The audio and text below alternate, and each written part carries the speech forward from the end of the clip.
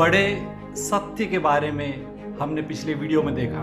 पहला सत्य है कि ईश्वर सर्वशक्तिमान है।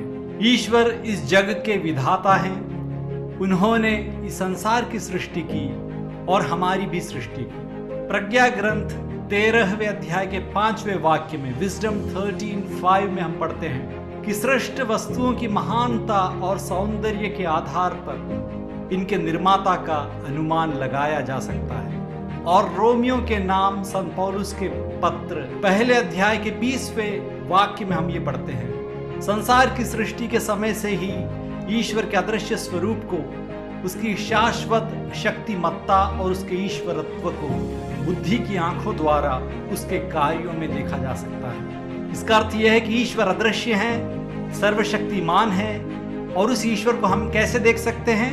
उनके द्वारा सृष्टि की गई वस्तुओं में देख सकते हैं, सूरज में देख सकते हैं, तारों में देख सकते हैं, समुद्र में देख सकते हैं, मछलियों में देख सकते हैं, फूलों में, और सबसे ज्यादा इंसान में देख सकते हैं। ईश्वर की सृष्टि को देखते हुए हम ईश्वर तक पहुंच सकते हैं, उनके बारे में सोच सकते हैं। ये हमें इस बात की याद दिलाता है कि ईश्वर के लिए कुछ भी असंभव नहीं है।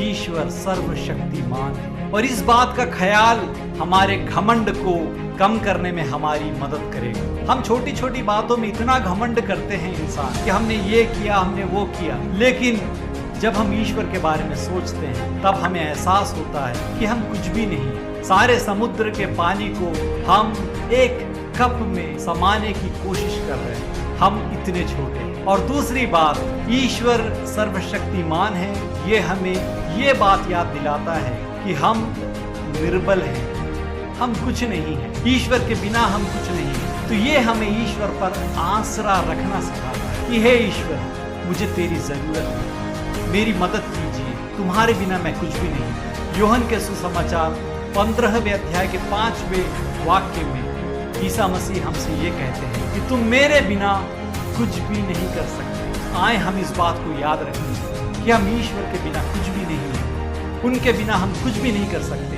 तो हम ईश्वर की मदद मांगें, और ईश्वर सर्वशक्तिमान है, ये बात हमेशा अपने दिल में हम याद करके रखें। ईश्वर आपको अनुग्रहित करें। आमीन।